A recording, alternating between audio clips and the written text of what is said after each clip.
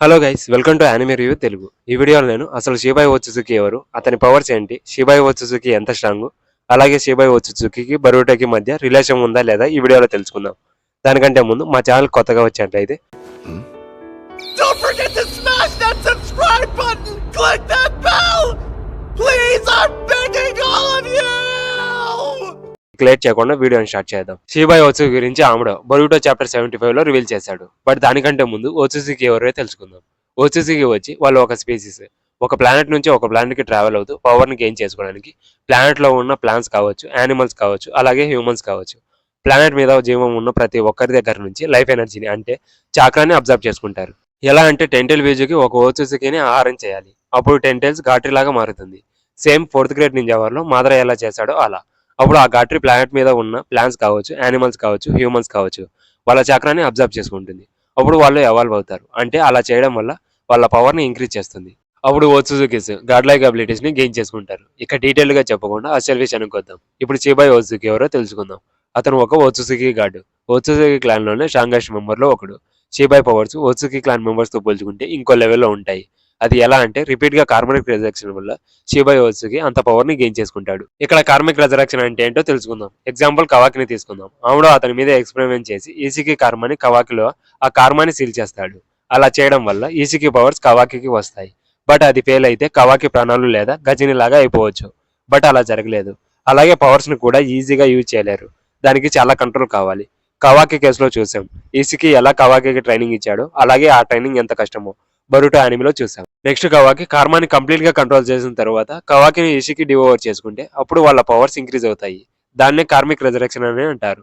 అలా రిపీట్ గా గాట్రీని కార్మా రెజరెక్షన్ చేసి డివోవర్ చేసుకోవడం వల్ల షిబాయి ఓత్సుకి పవర్ లెవెల్ ఓత్సుకి క్లాన్ మెంబర్స్ లోనే ఎవరికి ఉండదు. అంతగా తన పవర్స్ పెరిగిపోయి ఉంటాయి. దాన్నే గాడ్వుడ్ ఆర్ గాడ్ ఓత్సుకి అని అంటారు. ఇక్కడ చూసుకుంటే చక్రా ఫ్రూట్ ని ప్రొడ్యూస్ చేయాలంటే టెంటెల్ బీజుకి అనదర్ ఓత్సుకిని తినిపియాలి. దాని తర్వాత ఆ చక్రా ఫ్రూట్ ని ఓత్సుకి క్లాన్ కి ఇవ్వాలి. బట్ షిబాయి ఓత్సుకి అలా చేయకుండా ఆ చాక్రా ఫ్రూట్ ని తనే కన్జ్యూమ్ చేసుకుంటాడు. అలాగే మల్టిపుల్ కార్మా రెజరెక్షన్ చేసి డివోర్ చేసుకోవడం వల్ల గాడ్ ఓత్సుకి అయిపోతాడు. బొరుటో చాప్టర్ 75 లో ఆమ్డో షికుమారుతో ఇద్దరు ఓత్సుకి ఎప్పుడు ఒక ప్లానెట్ నుంచి ఒక ప్లానెట్ కి ట్రావెల్ అవుతూ ఉంటారు. దానికి మెయిన్ రీజన్ ఏంటంటే టెంటెల్ బీజుకి ఒక ఓత్సుకి ఆహారం అయిపోవాలి. అంటే ఒక ఓత్సుకి తన లైఫ్ ని సాక్రిఫైస్ చేసుకోవాలి. అప్పుడే టెంటెల్స్ గాట్రీ లాగా మారుతుంది. అప్పుడు ఆ గాట్రీ చక్రా ఫ్రూట్ ని ప్రొడ్యూస్ చేస్తుంది. అప్పుడే ఇంకొక ఓత్సుకి ఆ చక్రా ఫ్రూట్ ని ఓత్సుకి క్లాన్ కి తిరిగి తీసుకెళ్లాలి. బట్ షిబాయి ఓత్సుకి అలా చేయకుండా అతను ఒక్కడే ప్లానెట్ కి వెళ్లి కార్మా రిజరెక్షన్ చేసి వాళ్ళని టెంటెల్ బీజుకి ఫీడ్ చేసి ఆ చక్రా ఫ్రూట్ ని తనే తీసుకున్నాడేమో అని నేను చెప్పడం లేదు. ఫస్ట్ టైం ప్లానెట్ కి షిబుయా ఇంకొక ఓత్సుకితో వెళ్లి అతన్ని మోసం చేసి ఆ చక్రా ఫ్రూట్ ని తీసుకొని ఉండొచ్చు. నెక్స్ట్ వీడియోలో షిబాయి ఓత్సుకితో వెళ్ళిన ఇంకో ఓత్సుకి ఎవరో తెలుసుకొని దాని గురించి మాట్లాడుకుందాం. సేమ్ బొరుటో చాప్టర్ 75 లో ఆమ్డో షికుమారుతో షిబాయి ఓత్సుకి పవర్ గురించి కూడా ఎక్స్ప్లెయిన్ చేశాడు. అతని అబిలిటీస్ చాలా అద్భుతంగా ఉంటాయి. నార్మల్ షినోబిస్ తన అబిలిటీస్ ను యూజ్ చేయాలంటే హ్యాండ్ సైన్స్ కావాలి. బట్ షిబాయి ఓత్సుకి తన అబిలిటీస్ ని హ్యాండ్ సైన్స్ లేకుండా యూజ్ చేయగలడు. షిబాయి ఓత్సుకి జస్ట్ తన హ్యాండ్ ని ఊపి స్టాంప్స్ ని క్రియేట్ చేస్తాడు. దాన్ని 4th థండర్ బోల్ట్స్ అని పిలుస్తారు. దాని పేరు వచ్చి సిన్జుత్సు. దీన్నే గాడ్ లైక్ అబిలిటీస్ అని అంటారు. అవి నింజుత్సు కాదు. దానికి అర్థం ఏంటంటే సిన్జుత్సు అబిలిటీస్ ని యూజ్ చేయాలంటే చక్రా ఒకటే సరిపోతుంది. మళ్ళీ చక్రాన్ని ఫోకస్ చేయడానికి హ్యాండ్ సైన్స్ అవసరం లేదు.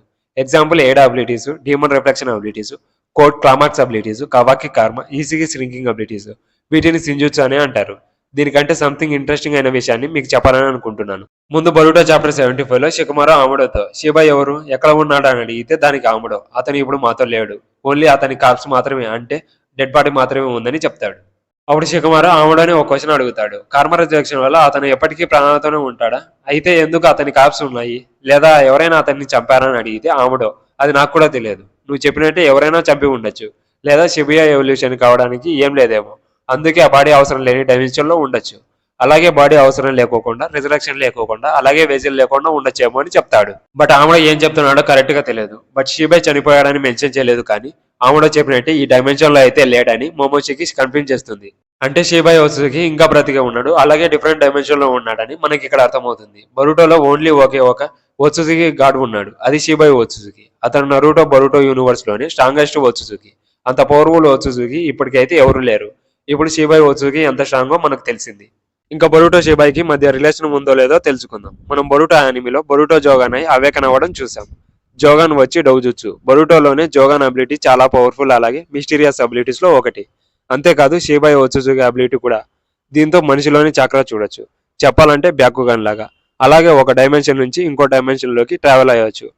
అలాగే ఇది ఒక థియరీ మాత్రమే. జోగన్ టైం రిలేటెడ్ అబిలిటీని కలిగి ఉంటుందంట. అది ఏంటంటే పాస్ట్ ని ఫ్యూచర్ ని చూసే అబిలిటీ. అలా ఇంకా చాలా అబిలిటీస్ ఉన్నాయి. బట్ ఒకటి మాత్రం చెప్పగలను, jougan ability Boruto 2 blue attack chapter లో చాలా కీ రోల్ ని పోషిస్తుందని నేను అనుకుంటున్నాను. ఇక అసలు విషయానికి వస్తే బొరుటో ఒత్సుజుకి క్లాన్ కి రిలేటెడ్ అని మీకు తెలుసా?